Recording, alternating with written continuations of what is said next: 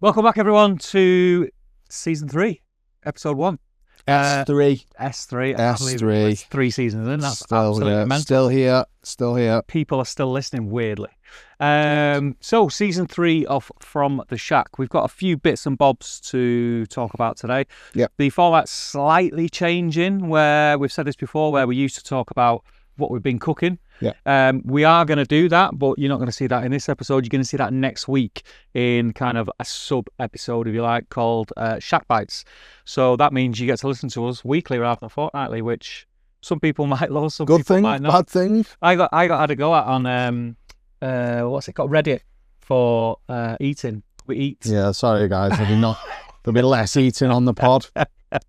Someone said, "Oh, sorry, I can't listen to that. If you're still going to be eating, It does actually trigger some people. It does, yeah. So I apologise for that, but we're not going to stop eating. It's the whole reason why we're here. We didn't. Yeah, I was gonna say we weren't like trying to trigger people. We were just gonna try. And we're not like sloppy chops, are we? We're not like Maybe because it's right next to you. Maybe that it enhances the maybe eating sounds. I'll sort that out in the edit. Maybe, yeah. Put the volume down. Maybe just start it and then just like finish it. Yeah, a few moments later. A few moments later, and then we could just be that's it. Yeah. It's all eaten now, guys. So check that out next week. But what we will be doing is we're gonna talk about what's going on in the community and the community news, things that's going on with us and around here, and also we want to hear from you guys. So if you've got anything that you want to announce, we say this all the time, or talk about, or have us use this platform to announce for you, then please do let us know and we'll do that.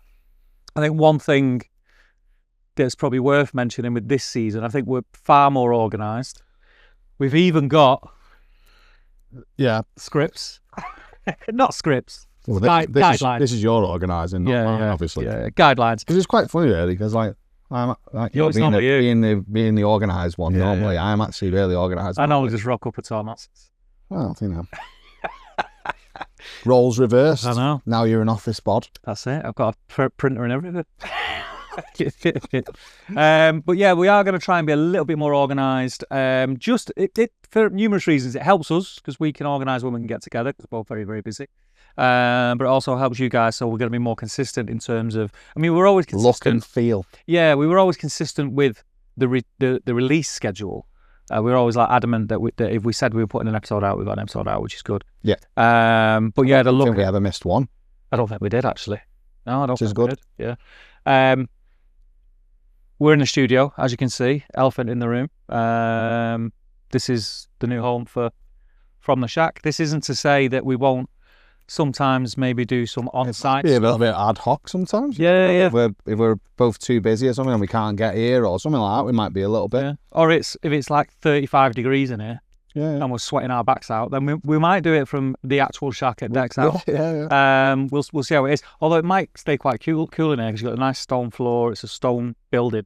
It's one of the outbuildings on the farm where I work at Millington Hall Farm. So we've been very great space. Fortunate. It is, yeah. This is also going to double up. It's going to be used for MHF Millington Hall Farm are going to be doing content. So we're going to be using different grills and doing recipe videos or product reviews and things like that for when the barbecue store and barbecue school area opens, just literally over there. But I've actually got a guy who freelances and works for Channel 4 and the BBC. Oh, that's cool. Coming in on Friday Have a look. to record some stuff. Oh, cool, man. Yeah. So cool. I'm going to try and bend his ear and get as much info as I can. Let me know, yeah. But what that means is the quality is always going to stay the same. So we're always going to look the same, sound the same. If you go, not so much season 2, but definitely season 1. Sometimes the sound was good, sometimes the video was good, sometimes none of it was good. Yeah. We're always learning, aren't we? Yeah, we're not podcasters as in that's our job, is it? I'm not a videographer, I'm not a sound engineer, I'm winging it, and it's a lot of fun, don't get me wrong, I do enjoy messing around with different bits and bobs like that, but hopefully this will be a little bit more structured and have a little bit more of a professional vibe to it. You never know, the BBC might come knocking one day, mate. You never know, yeah. You never know, might get a series out of it. Imagine. Might get on to what's his name? That Steve. Steve. Oh, you know the one that has Royal Oak FC. Oh yeah. I was thinking, get on his it'd be nice if like a broadcaster come up to us and they said, "We really like what you're doing, lads. What we're going to do is we're going to pay for you to travel up and down the country and record an episode in a different town." That'd be cool. Cool. I'd love to go around people's actual gaffs. And they could cook for us. Yeah. We could rate it as well. Yeah. It'd be awesome. Who knows? If this podcast ends up making millions, we could just do it anyway. You just don't know, do you? But yeah, we got to be in that position, that wouldn't it? Good class, mate. Yeah. Just didn't have to worry about money. You could just go up and down the country, just telling people if the barbecues are rubbish. Yeah. Do you fancy going to Scotland to see this guy who's burnt a few sausages? Not saying everyone in Scotland burns sausages, by the way. Good though. We could go up to like Keith Cook's and he could cook us like some partridge and game and stuff stuff that I'd like to try. Yeah, that'd be good. Good idea. Who knows? But what we are going to do, and now we've got this space, which has been great, and we're already ahead of ourselves compared to previous seasons. And we always say in the last 2 seasons, we've said it all along. Oh, we're going to get more guests on. We're going to get more guests on. And never really, we did. We got 1 or 2, but we are. I mean, I won't say who it is, but we've all. This is episode 1. We've already recorded a few interviews already, and they're looking really good. I'm really happy with them, and we plan on doing that more. And the beauty of us filming here and having this space, because it's at the farm, when we've got people coming and doing guest masterclasses here, like we've got Matthias from Banquet 1415, who we've already had on the pod, but it'd be good to get him back because I think his world's changed massively in the last 12 months. We've got Matt Black coming in September. We've got Matty from Matty's Chop Shop coming. We can get them on the pod. I can drag them in here, kicking and screaming for half an hour, have a chat with them, and we should get some big names. We'll come back to those guys later on in the episode, but we may have more people as well lined up. But yeah, it's going to be really good. So, Declan, what have you been up to, mate? When did we finish? It was 2 weeks, mid-December? Yes, just before Christmas. December. I did quite a bit of cooking in December.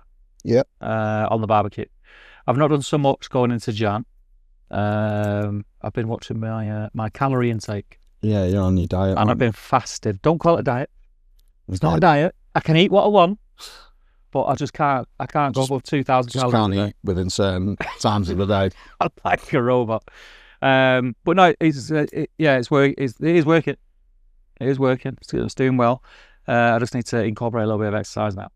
And I reckon by the end or mid-March, I can take my foot off the gas, and then I just need to regulate where I am and stay on top of that.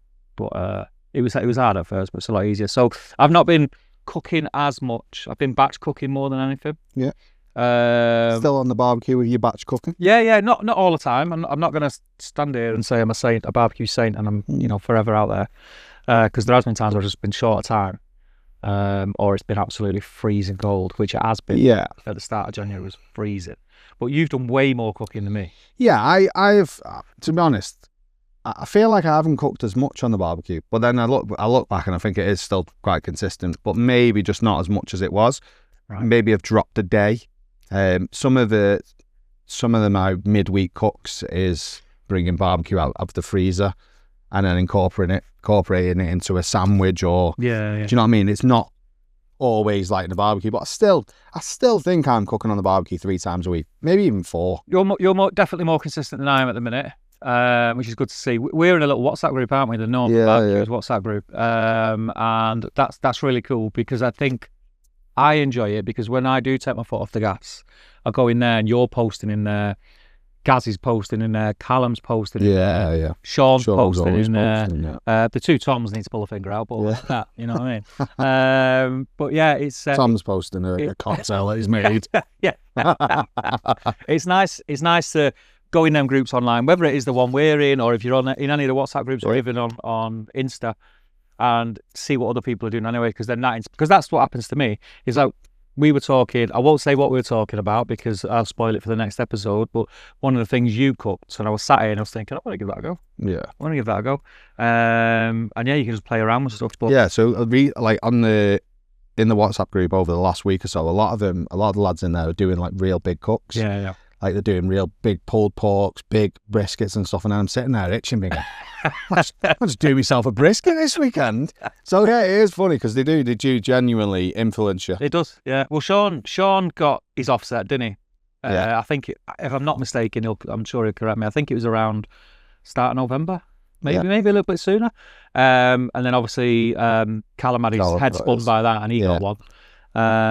So they've just been absolutely hammering, like, cooking on offset smokers, which is cool. I'm living my offset smoking fantasy through them, because I've had an offset smoker in my garden, and I'll be honest with you, I just can't be arsed. Yeah, I'm just gonna, like, it's still not making me want one. As much as the cooks look amazing, and like the bark they're getting on like the briskets, and it's phenomenal. The colour they're getting on the shoulders and stuff like that. It looks amazing. It's still not it's a lot of still work. Not swaying me. It's a lot of work. So hats off to them. Currently, my lifestyle at the minute, I just haven't got the time to put a 12-hour cook on an offset where I've got to feed it every 30 minutes. Now, I wish I did, and if that time, does happen, then possibly in the future I'd look at it. But offsets aren't cheap, and who knows? I mean, I don't want to give too much away. I probably will be cooking on offset quite frequently before the end of the year. Yeah. Well, no doubt I will, because wild grills. Like, that's the thing. That's different, though, isn't it? Yeah, it's work. It's work. It's such a hard job. It's work. How on earth that's work? I don't know. But yeah, so I've not been cooking as much as you have. I have been cooking. I've just been eating loads of steak. It's like protein, like steak and eggs. I've been eating steak and eggs coming out of my ears, but I'll never ever get bored of it. Yeah, I did steak and eggs a few weeks ago, and do you know what? I've only had it a few times, steak and eggs. Like, seriously, I've only ever had it a few times. I'm not too dissimilar. Before I went on this healthier kick, I was thinking, right, what can I have where I can get something that I'm really going to love and enjoy for not a massive hit of calories? Steak and eggs is in there. It's just all protein. And yeah, I've ate more steak and eggs in January and February than I probably have in the last 3-4 years. Yeah, so and I don't know why, because then you eat it. And it's like, it's amazing. Yeah, and you're like, why do I not have this all the time? Yeah, the last time I had it, really, so I had it again, I was sort of influenced by you because I kept seeing you doing it, and I'm like, right, I'm going for that. And I did it a couple of weeks back. And the previous to that, the last time I had it was when we went to Cafe Continental for breakfast. Yeah.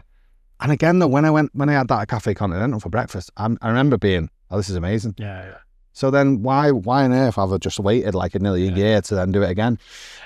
It's weird you say Cafe Continental, because they served it was steak and eggs with chimichurri and a little pot of hot sauce, and that's literally, that's my go-to. You did a potato though with it as well. Yeah, I'm not eating potatoes. I'd be lying if I said I'm not eating them, but I'm really cutting back. Limiting your carbs. Pasta, bread, and potatoes, because they're my Achilles heel. Yeah, I could just. But that's really bad. That potato that they did like it was. They call it breakfast potatoes, didn't it? So it was like sliced dead thin, and then they'd put it in a thing and a pan and shaped it, and then they'd have chopped it, and then fried layered potatoes. They call them pave or something. Potato pave, yeah. It's got different names. Paves. I had some the other day actually at London stores when I met they're good. Rich from Smoking Rock. Really good. But like, I'd like to know how they did their hot sauce. So.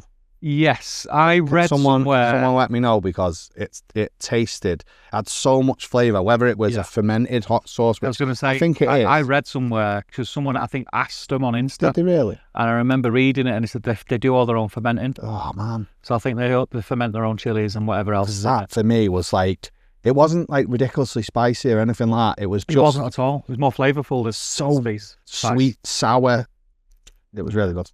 It was really good. And then that's kind of what, when I think now, I'm the same. I think of that meal. That's what I mean. And that's what I'm thinking about. I'm excited and I'm having it. Like, I've made myself not have it now, because I felt like, you know what I quite like as well? I like the richness of the yolk with the steak. Yeah. That gets me, that. Yeah. And then I had a steak. I had that. Do you like a crispy bottom to your egg? I like a crispy bottom. I didn't realise that I did. I always wanted to do a perfect Instagram egg. Oh, I don't do that. So I always wanted to like get it perfect. It's just white and yellow and that's it. And then because I've been cooking in a cast iron, it's quite hard to do that in a cast iron, because cast iron has that. It makes your oil a bit dirty, doesn't it? Do you know what I mean? You know what I mean? Yeah, it's almost like thingy. Anyway, yeah, I've give up trying, and then I'm not the same, but I think mine was. Yeah, like, perfect. Was it? Well, without trying, like. I mean, we can cook an egg each. Mine was in a cast iron, that. Yeah, my cast iron, I don't clean my cast iron. I put salt in it, rub it out, and put it back in the cupboard, and that's it. I cook on it next time. I clean it. I wash it. I don't wash. Not with soap, just with warm water. I don't even wash it now. I pour table salt in, and I've got like a. You got one of them scours? It's a chainmail thing. Oh, I need to get one of them. And I just rub it. I leave it for a minute, let the salt soak all that dirty oil back up, and then you rub it, pour it out, rub it again with just that, and then I get a paper tissue and do it. And then when I'm using it, I just put a drop of more oil in and season it again. What about when you're doing like tomato-based stuff though? Because that can. I don't really use it for stuff like that. Yeah, see, I'm using my cast iron, but I've got lots of different stuff. I've got when I did like the fish curry, which we'll talk about in a bit, and other stuff like that, I've got them bowls that I got with the Cadai. So I've been using them because they fit perfect in like whether I'm using my Weber grate, whether I'm using the Cadai. They sit in the round hole. I don't know what they call it. Call it a multi something, don't they? What, a GPS? The Weber GPS. That's it. GBS. GBS. Well, you're What's trying to it find called? somewhere. GPS. What's Coordinates on coordinates on can't find my bowl. Where's need some coordinates Follow the for this blue line to barbecue. my bowl. What does it stand for then? Gourmet something system. Gourmet. It's GBS, isn't it? Yeah, something like that. Anyway, yeah, it is. Not that people are screaming at us now. But yeah, so I use them when I'm doing like saucy stuff. I use I've got 3 size cast irons, but I generally just use the big one. I don't even think I've used the other 2, to be honest with you. I've been this winter. I feel like I'm using that cast iron, a cast iron Dutch oven, like loads. By the way, I really am. And then I just the other day when I did that steak, I just I did it direct, and then I used the lid, oil in the lid, and then just cracked the eggs in. Have you seen the probably really going off topic here, so I do apologise, but some people might get some use out of it. It's on TikTok Shop. There's a cast iron going round now that's basically like the Weber one I've got with and the other one where the lid is a thingy, and it's like £7. Is it really? And mate, mine wasn't. It looks bang on, but it's not square edged. It's all rounded, which I like. Do you know what I mean? It's more like the Weber casserole type. Yes. Yeah. So at the bottom of the pot, it's not like down and then your bottom. Because it's hard to get all the food out there. Exactly. Yeah. And if you've got like your silicone spatulas, you can just scrape it round.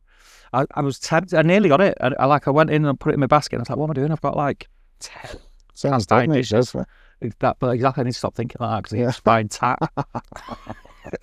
That's the problem with TikTok Shop. I've got a Petromax one, and then I've got a cheapie. Yeah. I can't bring myself to buy. I really want expensive ones. I love the Petromax stuff. Love it. Every time I look at Lodge one's good as well. Yeah, the Yeti stuff I'm looking at, but the Yeti ones are that's what I was considering. The Lodge ones are reasonably priced though. I think mine's Lodge. Lodge is reasonably priced. Yeah, I think mine's Lodge. I've got a few Lodge ones.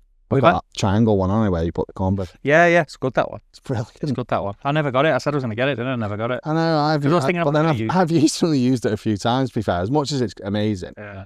But then again, probably when it's required, it's perfect too. No, it's good. It's good. I do like it. But if you are in the market for a cast iron, go on TikTok Shop and see them ones. It's got a handle on it. It's like got a curved edge, but the lid comes off and you can use that as a plancher. It's bang on. For I think it was £7. I use all the lids as pans. I use all the lids as pans. Yeah. Every one I use as a pan. Yeah. I've baked in the lids as well, I've done chocolate brownies. Yeah. Big, massive, just literally in the lids. I've done cornbread. Well, they're perfect for that, because they hold the heat, but they don't scorch, which is really good. Bang on. I love a cast iron. I've been, even when I've been doing the steak and eggs and I've been using the barbecue, the first few I did them on the grate. Yeah. Like I would normally with a steak. But then because you've been doing it more in the. I've just been putting the cast iron on the grate and doing it because you not do 1.5 moons off.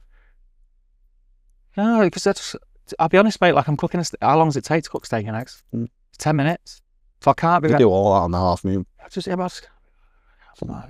honestly can't be my. I did grill. I did them on the grates, and then I like the bad boy. I go in, I get my steak ready, I get my eggs ready, I go back out and I cook. I can't be bothered messing around with things.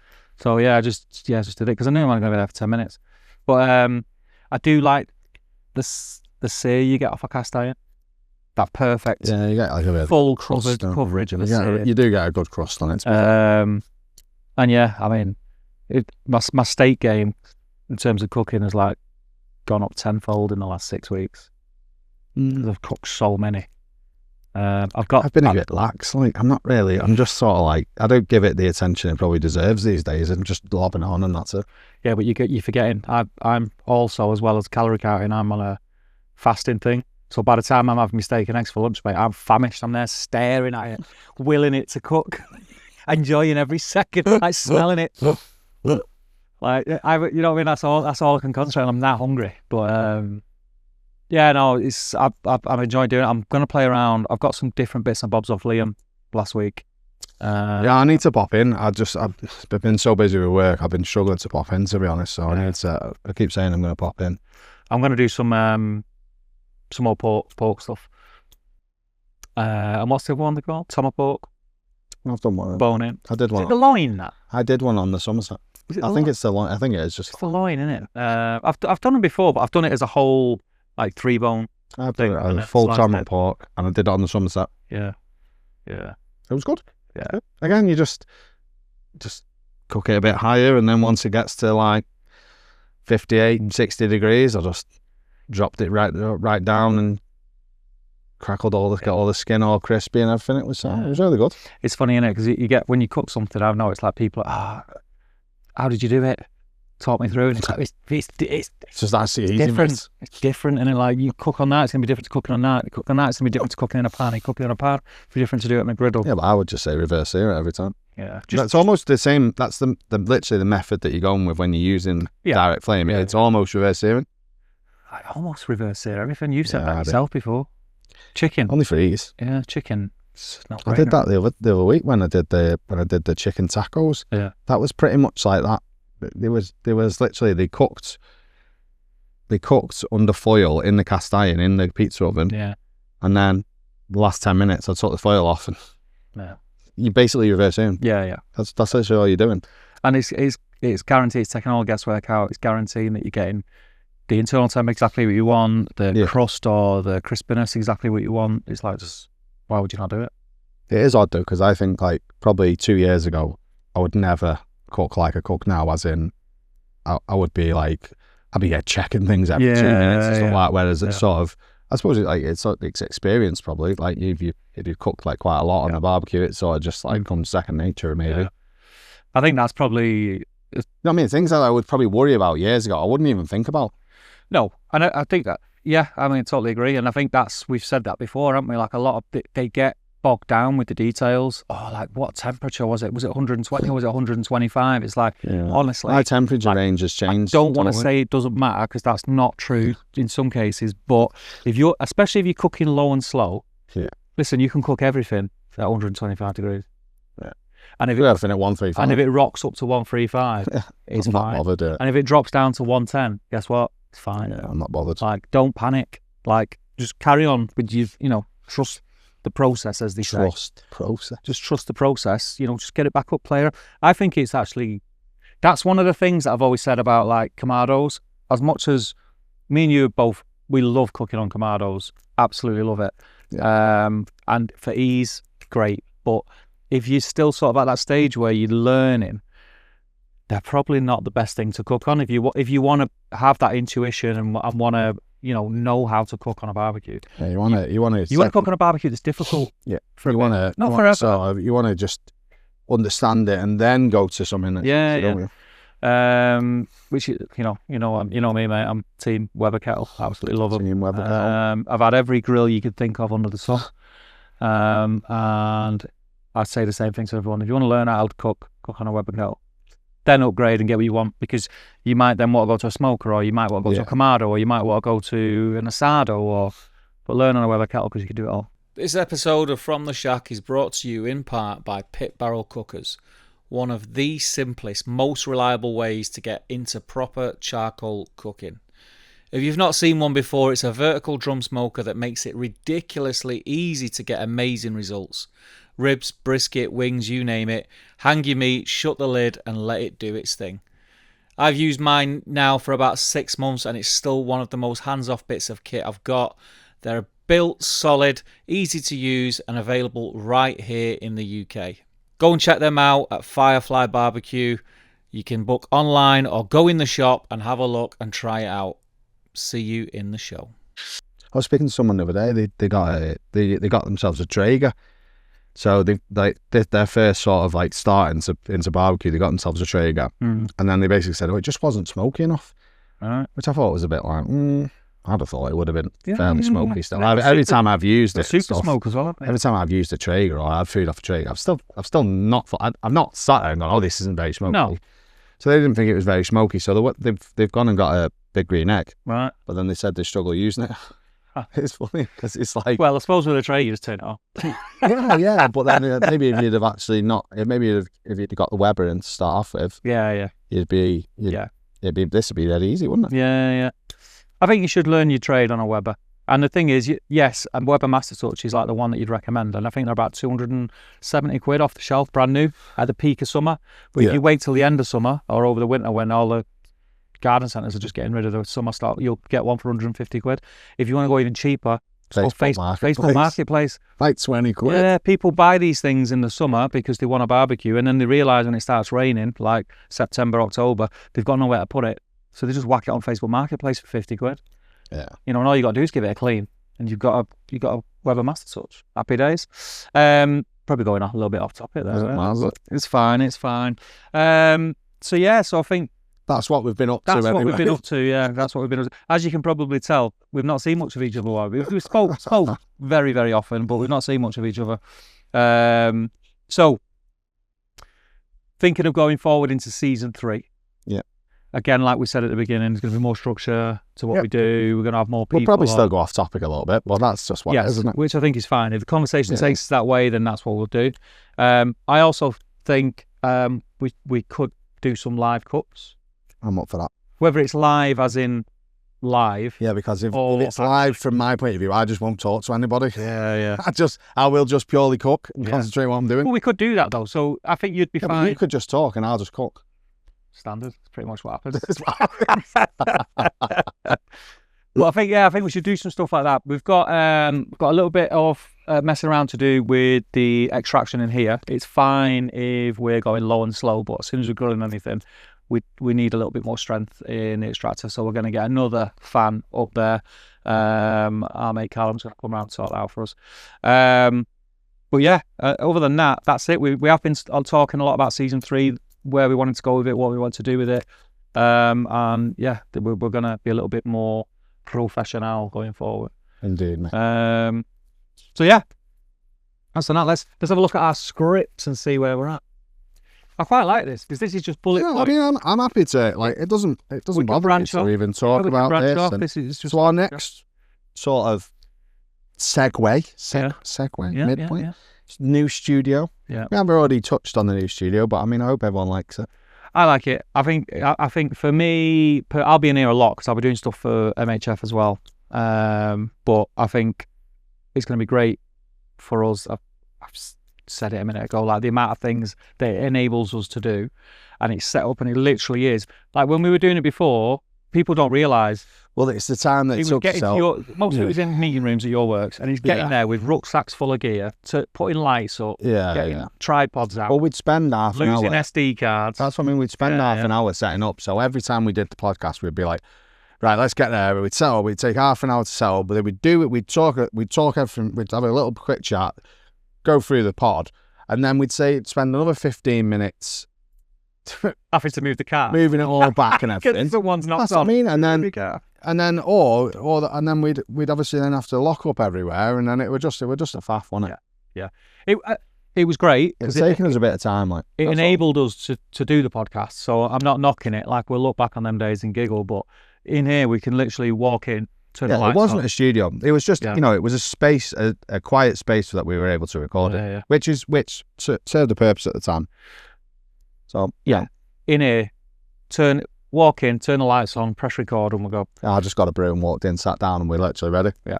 One thing I will say, with us saying that we are probably going to do some cooking in here as well for the podcast and for Millington Hall Farm socials and things like that. But in terms of the podcast, we haven't even planned talking about it. It's just popped into my head. If you are local or if you don't mind travelling and you want to come and cook with us, or even want to come on the pod, give us a shout. Actually, if you're local. Yeah. Again, we're happy to have a few guests on this season. If you've got something to say, we want guests. Hit us up. you're gonna get bored of listening to us two all the time, and we probably won't run out of stuff. So. No, probably not now. There's loads of different genres that we can talk through. But if you want to come on the pod, that's fine. Just give us a shout and come in. Yeah. You've got space right here. There's plenty of room here at the farm. Come in a van, car, whatever you want. Rock up if you want. Again, cooking is something that I really want to do. We've got this space to use, and I want to use it to its full extent. And yeah, keep an eye out on the Millington Hall Farm website and socials for the stuff that's shoot up, because that's cool. Should we jump into community news? Community news, yeah. Obviously, there's not loads going on because we're not in barbecue season. Look, it's February, isn't it? Yeah.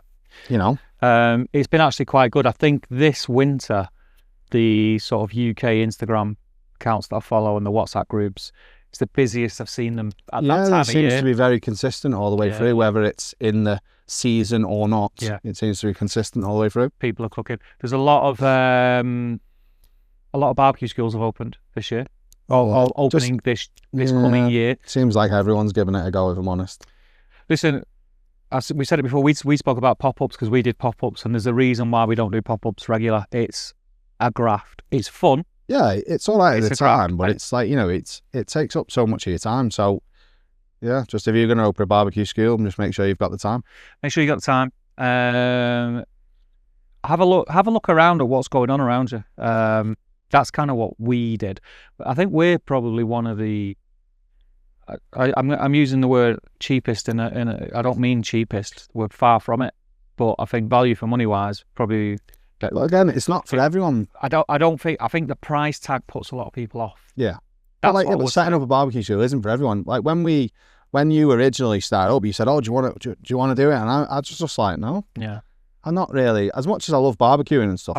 You taught me out of it twice. I was like, I'm not doing it. And then you go in your inbox, you go, you should do this. You should do classes. Oh, I'll pay you. Can I go and spend the day with you? And I was like, I don't know, right? I'll do it. And I'll be honest with you, it's not easy. It's scary. You second guess yourself all the time. But for me, I wouldn't be here now if I didn't do it. Probably. Yeah. It's probably the best decision I ever did. Everyone's different, but I personally, I want to enjoy my barbecuing as me. I want to enjoy cooking. Yeah. I don't really want to be. Yeah, I love it. You can love it. I just don't. It's not for me. I love it.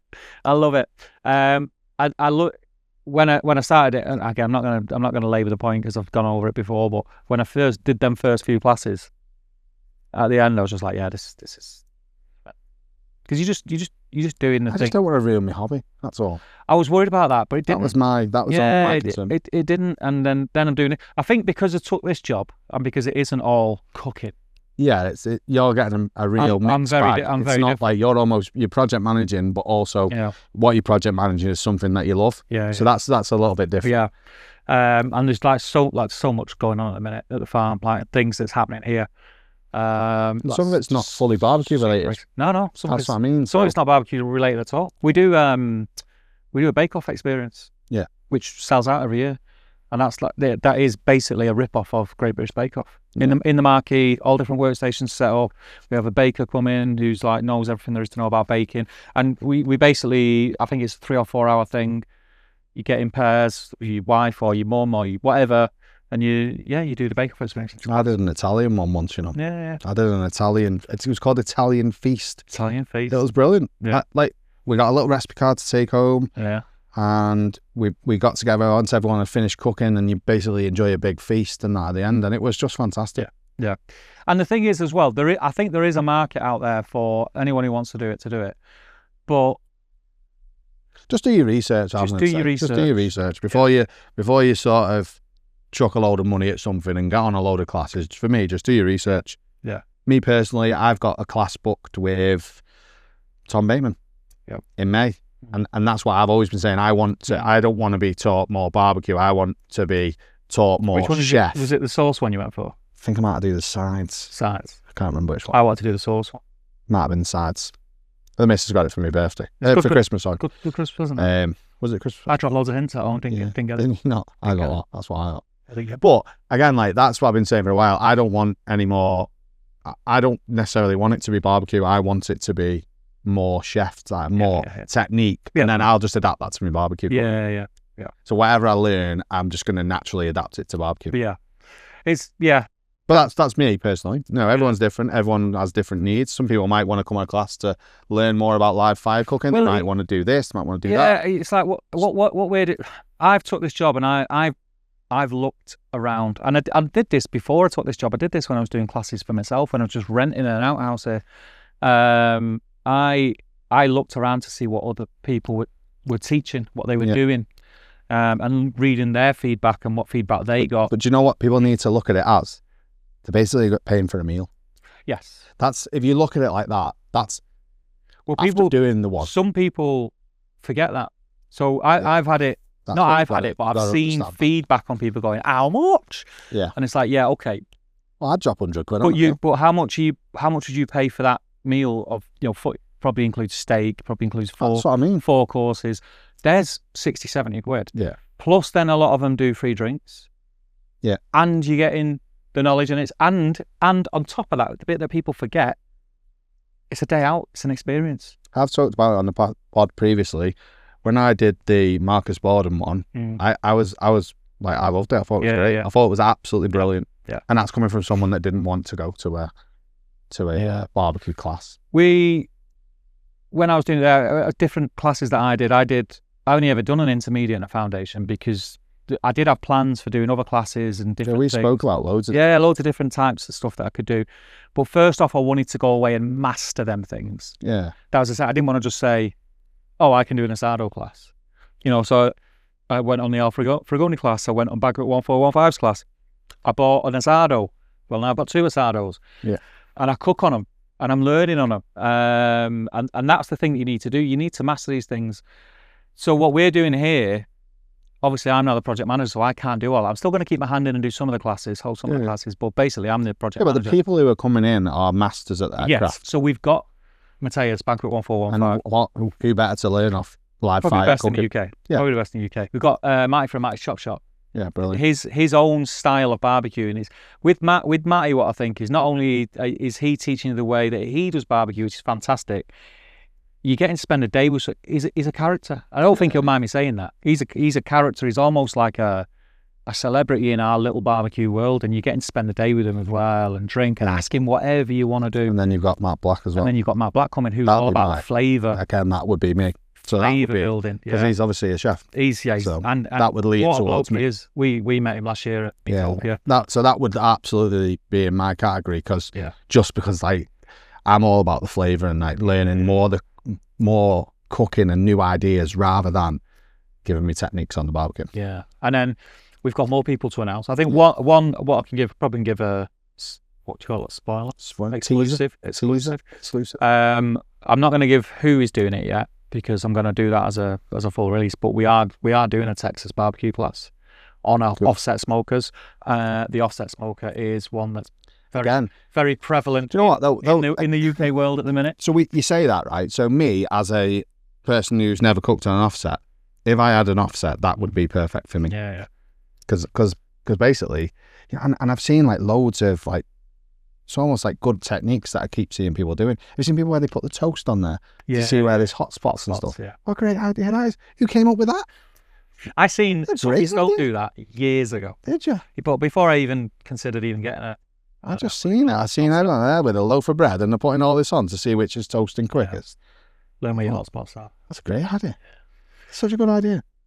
But then I see them some offsets absolutely packed. So then I think, so I mean, how are you even? Or you just? But they move them around, don't they? Like in restaurants, they'll move because they know they're cooking on them daily, 18 hours per day. Them ovens are on, and they're cooking on them. The guys who are the pit masters, they'll know them pits inside out, so they're moving them around, aren't they? But yeah, I knew I wanted to do a Texas barbecue class here. I've cooked on an offset twice in my life. Yeah. That's a lie, because I do the wild grills, that's on an offset, but I don't judge that as cooking on an offset because it's 4-hour stints. So I'm mainly just doing low and slow. I'm not really using it as an offset. So I knew that it couldn't be me to do it. Yeah. So I've approached the person who, in my opinion, who I've had conversation with and has come to my house when I had the offset in my garden and helped me. That straight away, that was when I got the idea. I need to get this guy in. I could rig around and try and get someone who's off Instagram and this, that and the other. Definitely. I've got this guy in. He's got his own restaurant. It's what he does day in, day out. He goes to America a couple of times a year and goes and helps out at your Interstellars and your burn beans and all that stuff. You know what I mean? To stay abreast of everything. So I'll be announcing that soon. So if you're into your Texas barbecue and you want to learn from probably one of the best in the north of England, anyway, I'm not going to say the whole of England because there's a lot of great people, especially in London. It's big in London, but up this way, he's probably the best offset cooker that I know, chef. So yeah, keep your eye out for that, and loads more big names coming. So from a community news point of view, what we've got, John's released his book. Mr. John Wilson, the legend that is. We're very good pals with John. Yeah. And he demoed for us at the community cookout last October. Yeah. He's had a bit of a passion project, hasn't he? Yeah. For as long as I can remember. I really think it's really good. Yeah, for as long as I can remember, John was putting together or collecting recipes from people in the community to go in this cookbook that was going to raise money for a couple of charities that are really close to his heart, which is Macmillan Cancer Support and Young Minds. And it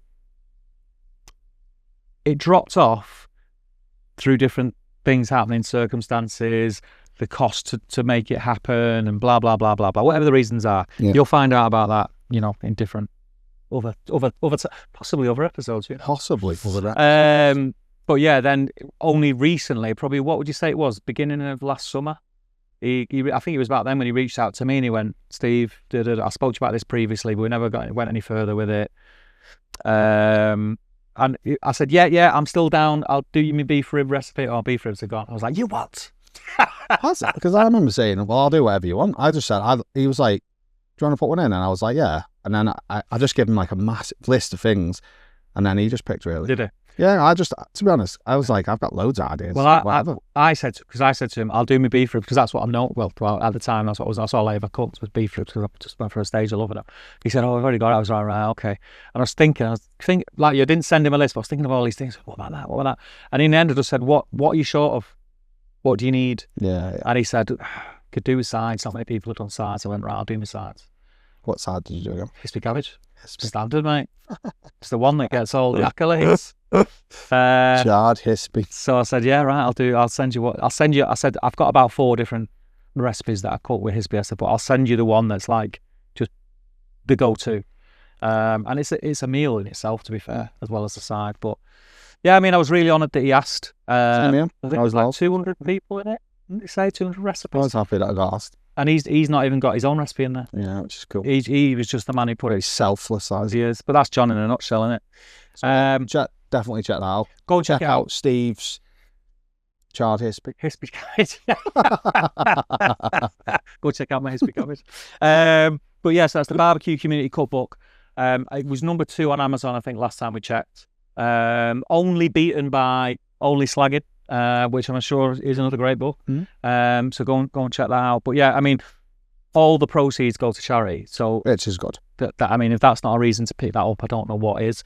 You get in for, I think it's 30 quid on Amazon, is it? Something like that? Something like 28, 30 quid. 29 quid, something like that. 200 recipes.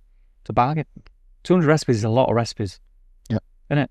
A lot of recipes. 30 quid's worth my beef stroganoff recipe. Probably 29 quid for my recipe. 30. If you had crispy onions on top of my hispy, it's 30. So from community news point of view then, so Black Cactus has reopened again. Yes, they went to the States. I love that they're doing that. Yeah. I mean, I'm a massive fan of it. I've not ate loads. I'm going to sound like I go there every week. I do not. I've not ate a lot of their food. Wow. Far from it. You've ate loads. Yeah. But it's not, you know what? I'm going to put it out there. It's not even just the food. I just like what they're about. Well, this is what Liam sent me earlier. I just like what they're about. So they're back in the game, and he sent me one of their pork belly specials. Oh, is this the one that went on today with the seaweed on top? Yeah. Unbelievable. Yeah, it's a char siu pork belly. It's a joke, yeah. It's a joke.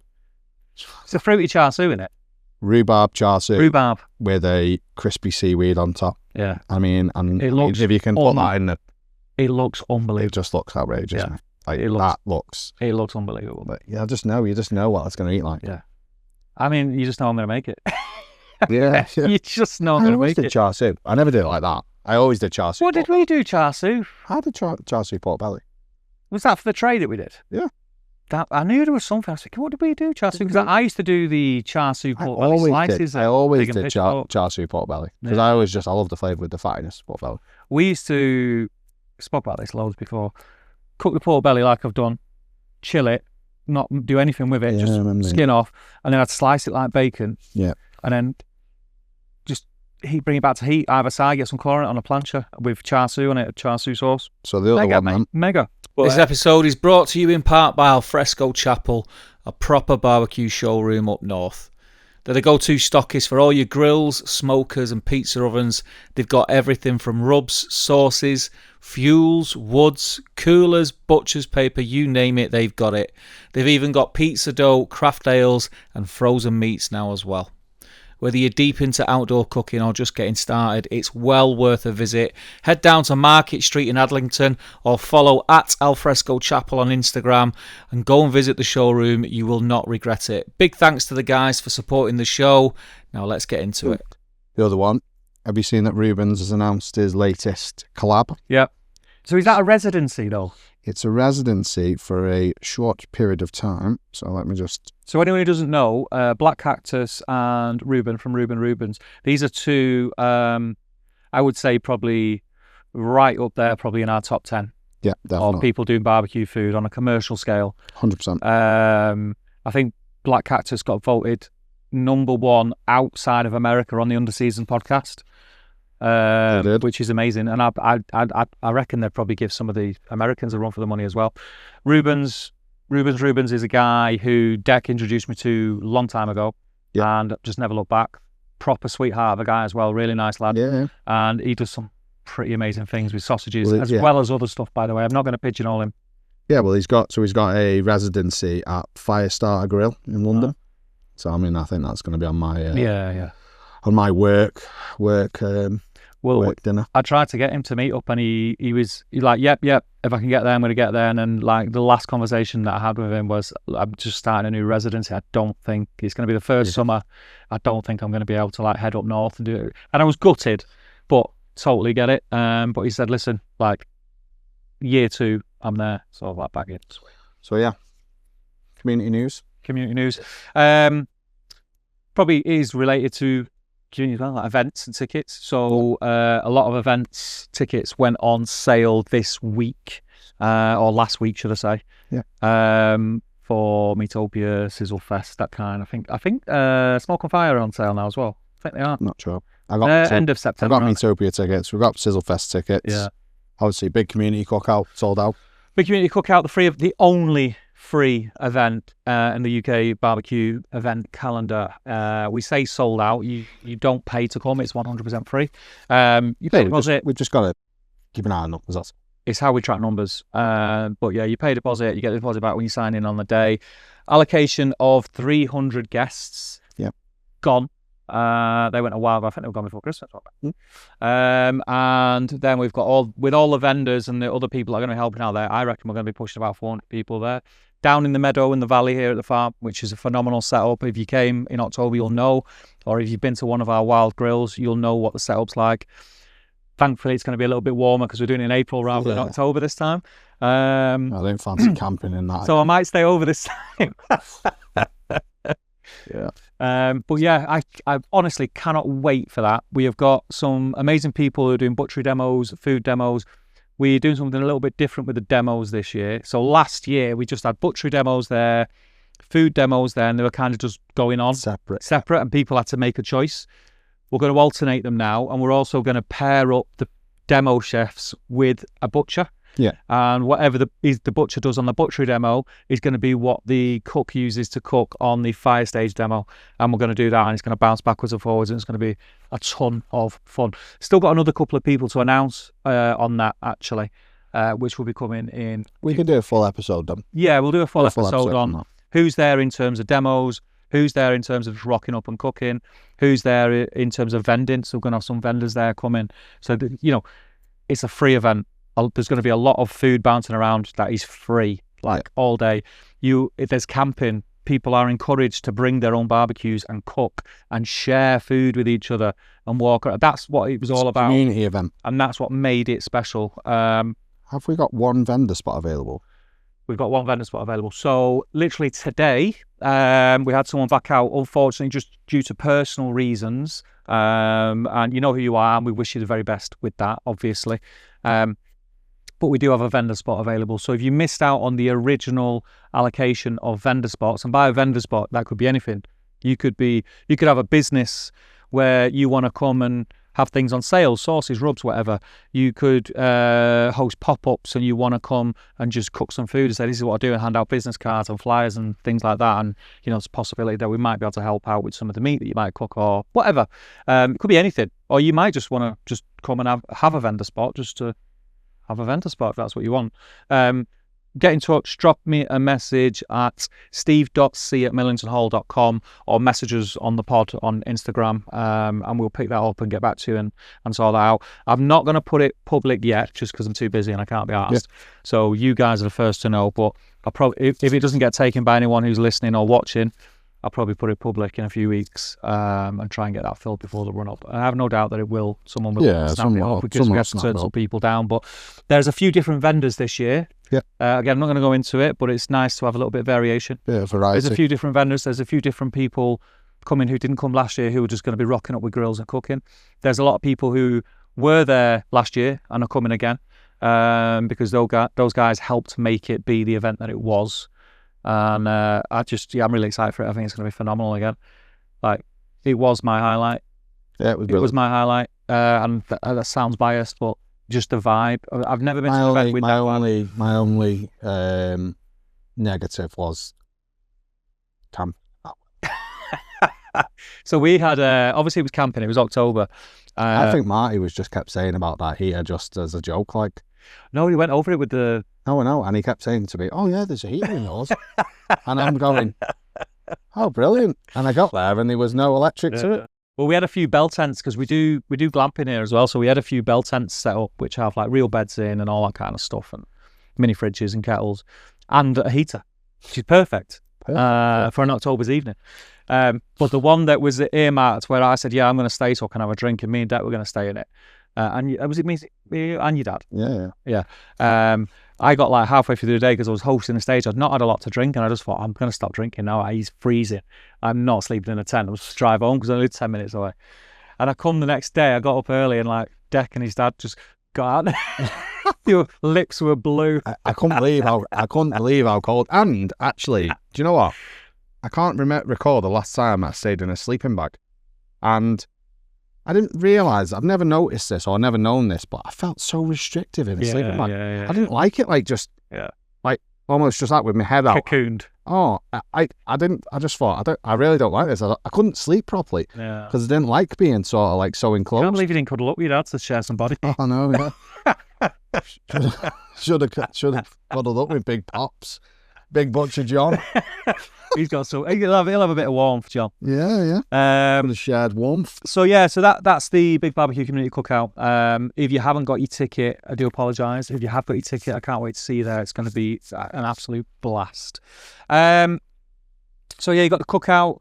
Meatopia, like we said, we're both going to that. You're going to Sizzlefest. I'm not doing Sizzlefest this year. Sizzlefest, yeah. I just like it for just a almost just like a big drink up with everyone. Just to see everyone, really, more than anything. I had to make some sacrifices just because I've got this job. Yeah, look, I had to make some sacrifices, and I'm gonna the journey, the fact that it's a day traveling there, day traveling back, and the day, and it's just like it was a lot. Maybe next year. I'm not saying it's not worth it. No, next year I'm gonna have to decide which ones I'm going to, because Meet Up, Community Cookout, Meatopia. It's a lot, mate. Sizzlefest. It's like, it's sort of like, I'm not saying it's taken over my life, but I mean... Yeah. Well, do you know what I'm trying to get to? I'm trying to wing it with the calendar. We have actually got something on the same weekend, but not on the Sunday. Is that Mabon? Yeah, so is that the Salmon Shauna one? Yeah. Yeah, okay. Because it looked really good. It was year one last year, and even though it was year one, and being now in this world and being aware of how hard it is to get these things going, the fact that he got the feedback that he got, like I'm like buzzing for them, and I think year two they'll have learned from things that maybe they'd have done slightly differently, and I think year two they're probably just going to smash it out of park. So I'm going to try and get to that in September. But again, everyone says Ludlow Food Festival. Yeah. Everyone says how good that is. Pub in the park, big festival. There's loads of good events. Yeah. Well, Tom Kerridge is not involved with Pub in the Park now. Really? Not involved. What reason? I don't know. He put a statement out just saying he's not. There's no ill will. He's just not involved in it anymore. It just makes you think, what, something's gone on behind the scenes. That's weird, that, because it's actually the first one's at Marlow. So I mean, how can you have that with all of his restaurants and everything and not be involved? The certain people that we know may or may not be demoing there. I don't know if it's public knowledge yet, so I'll be careful what I say. But yeah, I mean, that would be good. That would be a good one as well. But they're so far away. That's the problem. So flipping far away. Yeah, by the time you get down there and pay for your hotels and everything, that's the only thing I'd say. Well, I was looking at, we're in Cornwall the week before Smoke or Fire. Again, there's that one in Cornwall. There's the one at the. It's at May Bank Holiday. All right, yeah, I'm there in August. I'm mid-August. May Bank Holiday. We've got meet up in August. I think I've got a week off then, just to like let the dust settle, make sure everything's as it should be, make sure all the acts get paid, and then I go off to Cornwall for a week. Yeah, well, so this, I mean, I go pretty much every year, but not on purpose. I go that one in Cornwall every year. It's the UK Barbecue Championships, right? And yeah, it's in Cornwall. It's at that brewery. I remember you mentioned it. I've been 2 or 3 times, and I mean, it's always been good. Yeah. It's just, but I don't actually 100% plan that I'm going there. It's just I'm down there. Down there, I'm going to go. So again, I've just got to be a bit more selective because there's that many things popping up. Yeah, it is. It's filling up, which is great. But I do have to be a little bit more selective. Yeah, Meetup is one I knew I was going to go to or wanted to go to. Didn't get an early bird, which I was devastated about because I was literally pressing refresh on the morning. Didn't get it. Anyway, got one. So going there on the Saturday. Yeah. Went last year and knew that was the event for me that I wanted to get to. Not necessarily from a barbecue perspective. Just like live fire cooking in general and like inspiration for recipes and 100%. Things people are doing with things that you maybe wouldn't think of. Just new flavours. Yeah. Think about that pork jowl thing. And I've still not made that. But just think about that. And the flavours involved with that. We need some pork jowls, mate. The flavours involved with that. Were they cooking whole heads? No, I don't think so. A vision. I've got a vision. I've got a picture of it somewhere. On the fire cage? What they did? But it wasn't whole heads. You sure? Yeah, definitely. I hope it's not a whole head. I don't want to cook a whole head. It wasn't whole heads. I'm not squeamish, but I just don't want to cook a whole head. It wasn't. They would look like slabs. Yeah. Let's have a look at that and then we'll speak to Liam. But it was just the flavours, remember? It was like banging, all the different flavours. Oh, it was so fatty, it was just banging. So then, amongst other things, I'm heavily involved. We'll do a whole episode on Meetup. Yeah. But Meetup is the 1st and 2nd of August. We've done the soft launch with the landing page and the tickets are available. One thing that I would say is, I mean, first, probably like to take this opportunity to say thank you to everyone who's got a ticket. I was surprised, really, considering the marketing hasn't kicked in yet. Yeah. It was just a soft launch and me sharing it. I was surprised at the uptake. Yeah. Really surprised. So thank you so much for coming. You are not going to be disappointed. It is going to be an absolute blast. The best. Mate, it's going to be the event I want to attend. That every time I've gone to an event, it was great, but I wish I had this or, you know. Just for me, right? It's in Spiral Carpets, mate. In Spiral Carpets, yeah. We've got some really good bands. We've got Gomez in Spiral Carpets. Still Spirals, mate. Craig Charles. We've got anywhere that Clint Boone's on. That's me. I'm in. I'm in, mate.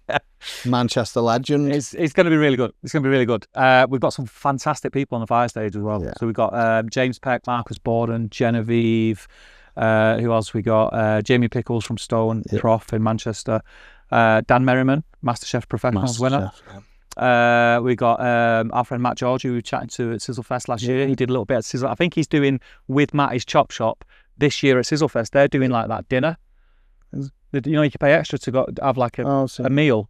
He's one of the chefs there, so he's doing a demo. There's loads more. I won't let him forget that I beat him. Check out the website because there's so much, and you can still get your tickets now on the website.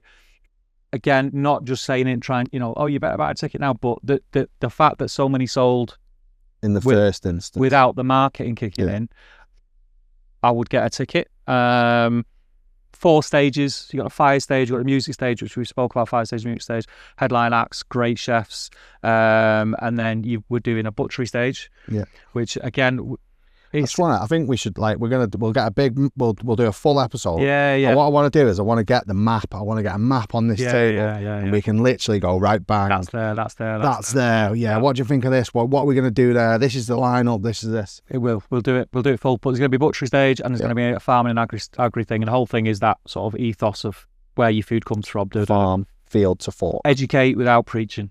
Yeah. Is the thing. Do you know what we've got there? You're going to love this. Am I really? Hovercraft racing. Really? You really?